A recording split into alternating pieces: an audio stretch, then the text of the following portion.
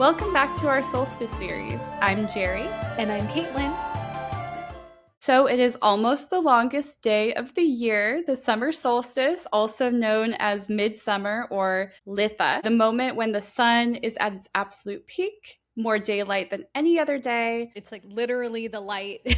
This is the longest day. You can kind of feel it when it happens. It just feels like the day just keeps going. And you're kind of like, what is going on? How do I even fill this day? That's the thing. Most of us have been trained to kind of like manage expectations around it, manage exposure to the sun, even. Don't wear your AHAs in the sun, everybody. I did that last week and it was not good. So you manage how much of ourselves is visible at any given time, too. And then the longest day of the year comes along and just, refuses to cooperate. Yeah, there's definitely no hiding on like the longest day of the year. Absolutely no hiding. And this episode is about that, about what it means to be at your peak energetically, creatively, emotionally, and still feel the need to pull back and shrink yourself. To get ahead of the fall before the fall even comes. Yeah. So we'll start off with kind of the history. Litha, there's several names, as you heard Jerry Lynn say in our kind of intro. Let's talk about what it actually is, because sometimes it's nice to kind of name everything up front, know where it comes from. And there's a lot of like different names and where things came from with like pagan and also with like wellness concepts and all of these other different things that kind of all overlap. Absolutely. Let's name it. Yeah. So Litha, it's not actually Celtic. The word is actually Anglo-Saxon. It comes from the Anglo-Saxon calendar word for June. We know this because an 8th century monk named Bede documented it. He referred to the months around the summer solstice as roughly translating to before Litha and after Litha. So the name was kind of revived in the 20th century by modern Wiccan writers as part of building out the Wheel of the Year that we know today. Which doesn't mean the celebration itself isn't ancient. Let's not get it twisted. The Celts absolutely observed midsummer. We just don't have like a specific Celtic name for it that has survived this long. The Irish term for the summer solstice is Grionstad and Torig, which is spelled completely not like you would assume there. But they roughly translate to sun standstill of the summer. And the archaeological folklore evidence for midsummer celebration across Celtic lands is substantial. Yeah. So just for like to make everything easier, we're going to use Litha as the common name with the understanding that it really covers much more than just this word. So just so you're aware. Exactly. And the summer solstice itself, the astronomical event, is what anchors all of it. The longest day of the year, the moment when the sun reaches its highest point in the sky and appears to pause before beginning the slow retreat into fall. The word solstice literally comes from the Latin sol, sun, and sistere, to stand still, hence the word. The sun at rest at its peak. Yeah. And there's something in that image that I keep returning to, the sun at its highest, and then it kind of pauses. It doesn't immediately rush towards a descent. It kind of holds for a moment, almost like holding space. And that's very much what the ritual traditions around midsummer honor. In Celtic areas, huge bonfires were lit on hilltops to mirror the sun at its highest point. Flaming wheels were set alight to roll down the hills. This is some really symbolic. I love the Celts. I love their traditions. It's always like set things on fire and throw it down a hill. I love it. So I mean, I don't know if we'd be able to do this today, but back then it symbolized the sun's eventual descent, like throwing the fire down the hill makes a lot of sense. The turning of the year, hence the wheel of the year kind of stuff. The acknowledgement that even the brightest moment carries with it the beginning towards darkness. Ooh, that's really deep. Yeah. The fire wheel is such kind of a striking image, right? You're at the height of summer, the most beautiful day of the year, and you're rolling this fire down a hill as like in honor of the fact that it's not going to last. It's not a very mournful act, No.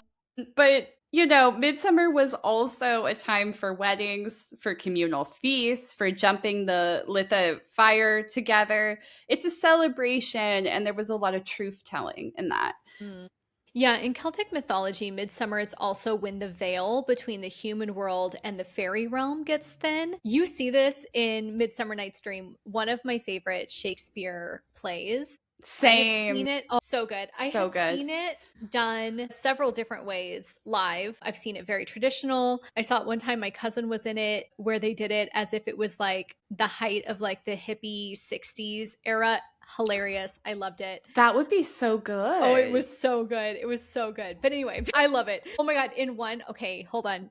Okay. Tell me. In one rendition that I saw it, they hung a mirror at an angle above the stage so that the fairies and like the dream state, they could do a lot of things on the stage that you would not have really been able to fully appreciate from like your stance as an audience member, where they were making shapes and a bunch of other things and doing really cool things on the stage, but you needed to see it from above. So they hung this giant mirror so that you could see over the actors, so you could see the Oh, shapes they that's were forming. so cool and So cool. inventive Yeah, as yeah. well. Very, very cool. My gosh. If I'm not mistaken, that was at the Shakespearean Festival in Utah. Huge, So big thing. cool. But yeah, anyway, so one of the liminal moments of the year, kind of like Samhain. So, 1,000 years of European folk tradition and one very famous playwright, right, with Shakespeare. The idea that midsummer is when strange and transformative things happen, when the rules bend. Again, one of those like liminal spaces. Mm-hmm. You might cross into something you can't fully explain. And that's so cool. Yeah, it really is. And then there's the Oak King and the Holly King. And I've heard of these. yeah, I really love this myth because it's so kind of honest about the moment that we're talking about. The Oak King rules the waxing half of the year, from the winter solstice to the summer solstice. And he represents growth and expansion and kind of the building of light. Mhm. And at midsummer, at the exact moment of his greatest power, he falls. And the Holly King defeats him, and the waning year begins. You are the most powerful at the moment of your turning, is kind of the message. The height and the hinge are the same moment here. Yeah, which in this mythology isn't actually technically a tragedy, right?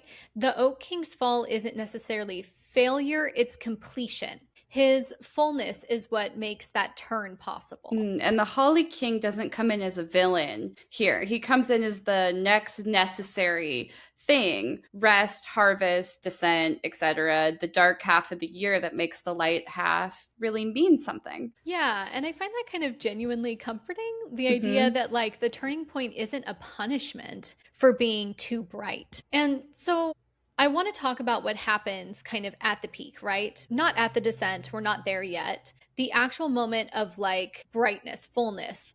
Some might say too much, right? Because I think a lot of us have a complicated relationship with our own high energy states and with feeling good about that and with things actually working out for us. And what does that look like for you? Yeah, I mean, for me, I know that when I was younger, I was always kind of told I was too much. Like my family was very like, okay, you need to tone things down. You need to be quieter. You need to, you know what I mean? I was always just a little too, I guess, a little too emotional, too hyper, too talkative, whatever. And I think that did very much translate into like whether or not I believed in myself and whether or not I believed that good things were something that I deserved and could last for me, and whether I earned that, right? Or was I being like naive? It's that like anticipatory management of the fall.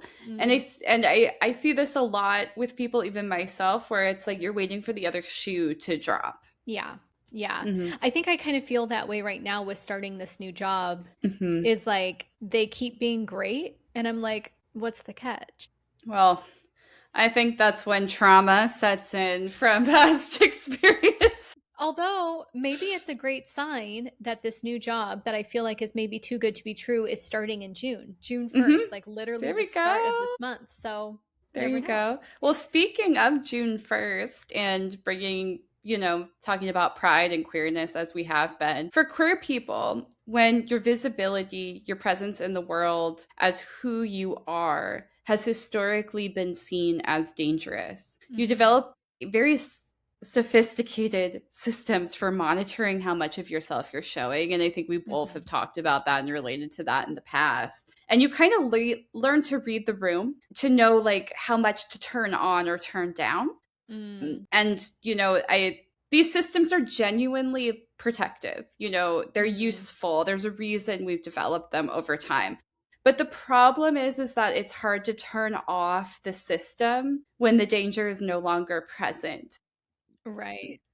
And when you've been managing for so long, it a lot of different things start to feel like a threat. Yeah, your nervous system essentially has learned that too much, right? Hmm. If you bring too much attention to yourself, too much light means exposure and exposure means risk. And so that energy, those moments where you feel most yourself, most visible, can trigger a response. Not because anything's actually wrong, but because the felt sense of being seen is so associated with being vulnerable, which is Mm. both true. But the response is where I think sometimes people might overmanage. And I Mm. do that sometimes too, where it's like I'm so used to managing how I am in certain spaces that when I get into a space that is safe, I'm like, how much do I show up or not? Is it safe for me to Yeah. show up or not? Yeah, even from like a wellness standpoint, right? The more you manage and perform and run on that survival instinct, now you have like an underdeveloped muscle of learning how to just be you and be present in like your peak self. And we've talked about how that also can cause physical symptoms within your body that you hold and that can cause other things to happen, right? So, Hmm. from a Hmm. wellness standpoint, it's also causing harm.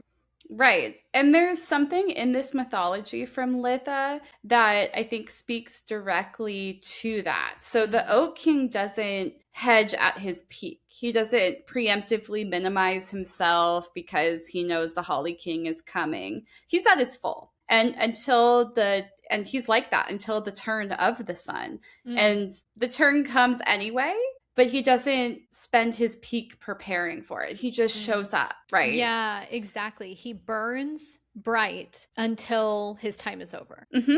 And I think we could see that maybe as more of like an instruction or a symbolism there to not always have to prepare for the other shoe to drop. Maybe there are some moments where we can just be in our fullness. Mm. And I would kind of like to go over what does that look like practically Hmm. for us, right? So when it's your season of things actually going well, work, relationships, creativity, health, whatever that is for you, what does it mean to actually be there? I think that comes into reframing it, right? I think Mm, maybe not seeing it as a failure, mm, but as information. And the more information we have, the way that we are able to name something, we can kind of ask ourselves something like this: what am I actually afraid of? mm, Usually it's not the thing that's going well, right? It's something older, maybe something in our history, maybe a trauma response from somewhere, a memory of what happened last time I was feeling good and then it didn't go the way I wanted it to. I think that's kind of the learned association that we need to make that connection. yeah, it's almost like you're being haunted by the ghosts of your previous fails, right? Mhm. And Mhm. you're letting them dictate. Right. And it's the ghosts of all of the previous fails and falls that we've had. They happened, but they're not the weather forecast for this moment. And I think Right. that's where sometimes having that, being able to name that and separate that might be helpful. Mm, yeah. So, when we're talking about visibility, visibility is one of those words that gets used a lot in queer spaces. We talk about representation, we talk about being seen, we talk about visibility as a political act, and all of that is true. But I want to talk about it from a more personal angle here. Like, not visibility as a movement concept, but as more of like that felt experience and what it actually feels like in your body when somebody really sees you. Yeah, and how complicated that can be, right? Because being seen is what we want, but it's also what we've been trained to not let happen. Mm-hmm. And there's a clinical concept here. It's called hypervigilance, which is like a social evaluation, right? We're kind of on edge, feeling that like tightness in our chest. Because when your sense of safety has historically depended on how you're being perceived, we kind of develop this heightened sensitivity to others. And I get like this all the time in straight spaces, I think, where I'm like, how visible am I here with my partner? Mm, Like, am I or am I not? And I pass a lot for straight, so it almost feels like a juxtaposition of yeah. feelings, that sensitivity for me. And that sensitivity doesn't distinguish between like positive and negative attention either. Being praised can feel almost as alerting as being criticized at times because they both mean somebody is looking at you, and that can be really hard for a lot of people. Yeah, I think that's why compliments can sometimes feel really destabilizing. Mm-hmm.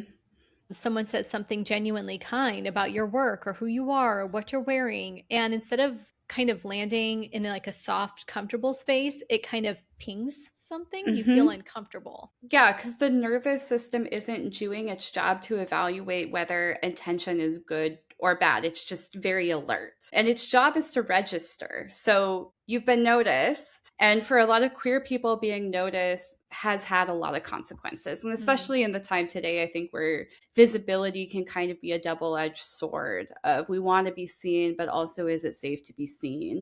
And being noticed sometimes means being targeted. So we can learn a lot from the Litha bonfires and the summer solstice. You're not hiding, you're adding, and you're learning to be okay with showing off your light. So then, in that case, what does it look like to hold joy without bracing for that impact? And I think we talked about this a little bit, but I think it starts with being able to name what you're actually experiencing right now.